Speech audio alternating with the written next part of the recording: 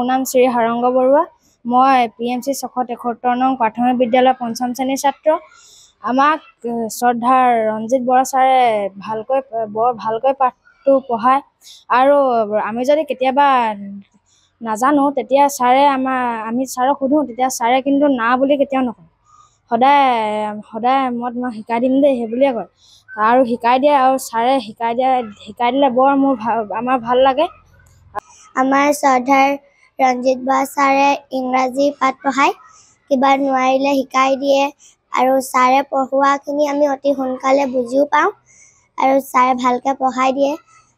ছাৰে পঢ়োৱাৰ সলনি আমাক গীত মাত, কবিতা, বাদ্যযন্ত্ৰ বজাবলৈ ইত্যাদি বহুত কিবা কিবি শিকায়।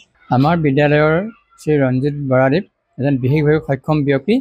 তেখেতে 2019 চনত এই বিদ্যালয়লৈ বদলি হৈ আহে শিৱসাগৰৰ পৰা। তেখেত যদিও বিশেষভাৱে সক্ষম ব্যক্তি, তেখেতে আমাৰ সাধাৰণ শিক্ষকৰ দৰে সকলোখিনি কাম কৰিব পাৰে।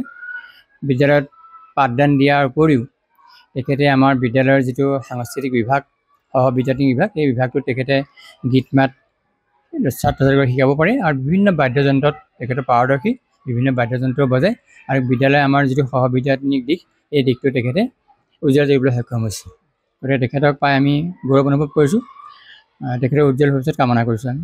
মই মানে গম পোৱাত জন্মৰ 4 বছৰ পিছতে মোৰ দৃষ্টিহীন হৈছোঁ আৰু বসন্ত ৰোগত এইবুলি মাহঁতে কোৱা মেলা কৰে আৰু তাৰপিছত 7 বছৰ বয়সত নগাঁৱৰ শ্ৰীমন্ত শংকৰ মিছন অন্ধ বিদ্যালয়ত নাম লগাই দিলে।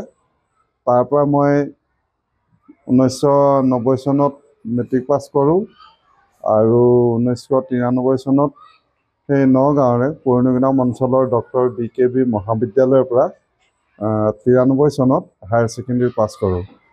আৰু স্কুলত থকা সময়তে মই ভাতকান্দে পাঠ্যক্ৰমৰ অন্তৰ্গত তবলা আৰু বাঁহী বিষয়ত বিশাৰদ ডিগ্ৰী লৈছিলোঁ।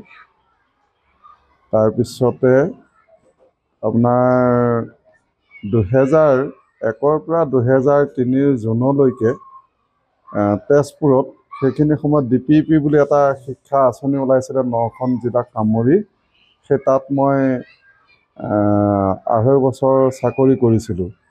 তেজপুৰ কেতেকীবাৰীত এটা কেন্দ্ৰ পাতি দিছিলে। তাৰমানে তাত আমাৰ ধৰি লওক যিসকল আমাৰ এতিয়া বিশেষভাৱে সক্ষম শিশু আৰু নৰ্মেল শিশুৰ লগত মানে মিলাই পেলাই একোটা ক্লাছ কৰিবলগীয়া হয় 2 ঘণ্টীয়াকৈ।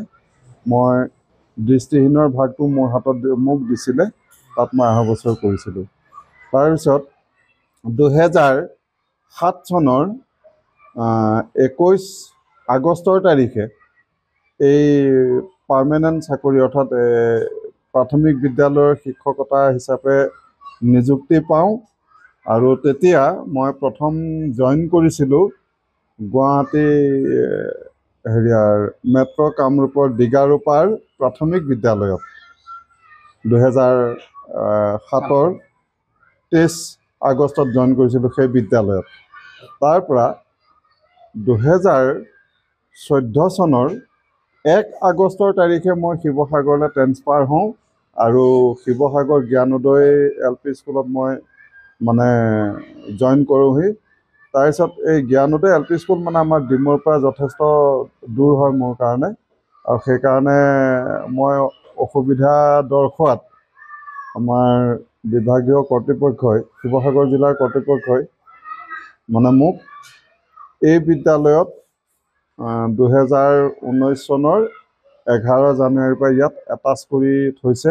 বৰ্তমান মই এই বিদ্যালয়ৰ এটাষ্টেড হেড টিচাৰ, কিন্তু মোৰ এটেণ্ডেঞ্চখিনি সম্পূৰ্ণ ইয়াৰ পৰাই হয়, বাকী অফিচিয়েলি কামখিনি সদায় তাৰ পৰা হয়। এতিয়া আপুনি এই সময়ছোৱাত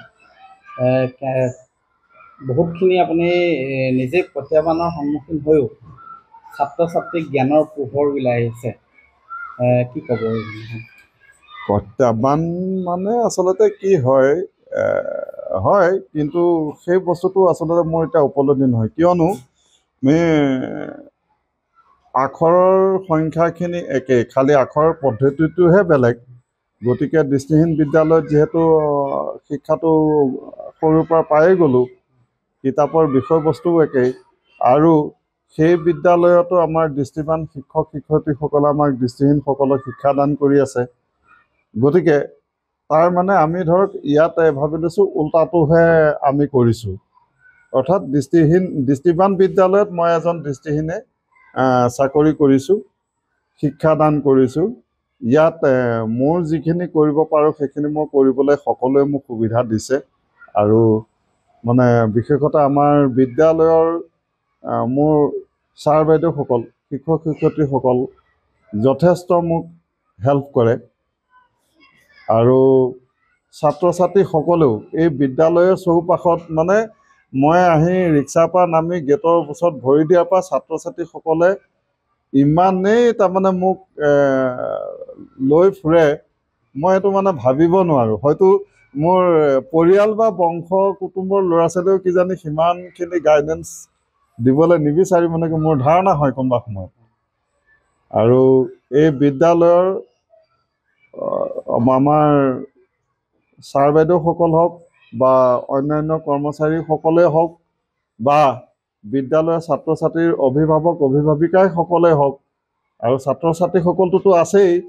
গতিকে সকলো ক্ষেত্ৰতে মোৰ তাৰমানে মই যে এজন দৃষ্টিহীন সেই কথাটো তেওঁলোকে মোক কিন্তু অনুভৱ কৰিবলৈ আচলতে নিদিয়ে। আৰু বিদ্যালয়লৈ মই ঘৰৰ পৰা সদায় অহা যোৱা কৰোঁ। আৰু মোৰ এনে অৰিজিনেলি ঘৰ হ'ল নগাঁও কলিয়াবৰত। এতিয়া মাজে সময়ে গাঁৱৰ ঘৰলৈও যাওঁ। আৰু মানে মই পৰাপক্ষত গোটেইখিনি মোৰ নিজৰ কাম মই নিজেই কৰিবলৈ চেষ্টা কৰোঁ সদায়। আপুনি এটা শিক্ষাদান এক মহান কাম, এই পবিত্ৰ সেৱাত নিয়োজিত হৈ আহিছে। সম্পূৰ্ণ আপুনি কৈছে ইতিমধ্যে যথেষ্টটো ভাল এটা কাম কৰি আহিছে। কি ক'ব? চেষ্টা কৰিছোঁ। মানে ধৰক শিক্ষকতা চাকৰিটো বহুত সহজো নহয়। ইয়াত বহুত মানে কথা মানিবলগীয়া হয়। কেতিয়াবা হয়তো কোনোবাই অতিপাত টানকৈ কিবা এটা ক'লেও তাক আকৌ উত্তৰটো দিবলৈ যাওঁতে সেইটোতো অকণমান চিন্তা কৰিবলগীয়া হয়। কাৰণ মানুহে আমাক যিমানেই টানকৈ নকওক, আমি যদি অকণমান তাৰ ব্যতিক্ৰম কৰি অলপ টানকৈ কওঁ, চিধাই সমালোচনা কৰিব, এই বোলে মানুহটো এনেকৈ কয়, এই বোলে মানুহজন শিক্ষক, আকৌ বোলে শিক্ষক। গতিকে সেইখিনি কথাও চাবলগীয়া হয়। গতিকে আন সাংস্কৃতিক দিশতো যথেষ্টখিনি অৰিহণা যোগাইছে। কেনেধৰণে আগুৱাই নিছে এই এনেই মই সেই ব্ৰহ্মপুৰ অন্ধ বিদ্যালয়ত যেতিয়া পঢ়ি আছিলোঁ তেতিয়াই মই তবলাৰ বাঁহী শিকিছিলোঁ। আৰু আমাৰ বিদ্যালয়খনৰ ভাতকান্দিৰ পাঠ্যক্ৰমৰ অন্তৰ্গত মানে পৰীক্ষা দিয়াৰ ছিষ্টেম আছিলে। গতিকে তাত মই বাঁহী আৰু তবলা বিভাগত বিষাৰদ ডিগ্ৰী লাভ কৰিছিলোঁ। তাৰপিছত ওলাই পেলাই লাহে লাহে অলপ কিবা কিবি ধৰক গীটাৰ বা মেণ্ডলিন এনেধৰণৰ বস্তু বজাবলৈ শিকিছিলোঁ। আৰু সেইখিনিয়ে এতিয়া বজোৱাটো কিছু কমি গৈছে। কাৰণ কেলৈ এতিয়া চাকৰিৰ ব্যস্ততাত এতিয়া ধৰক ক'ৰবাত ফাংচন চাংচনো কৰিবলৈ মন থাকিলেও বা সুবিধা পালেও যাব নোৱাৰা হ'লোঁ। কেলৈ অকলেও চব ঠাইলৈকে যাবলৈ দিগদাৰ। আৰু আকৌ এইপিনে দিনত ডিউটি থাকেই।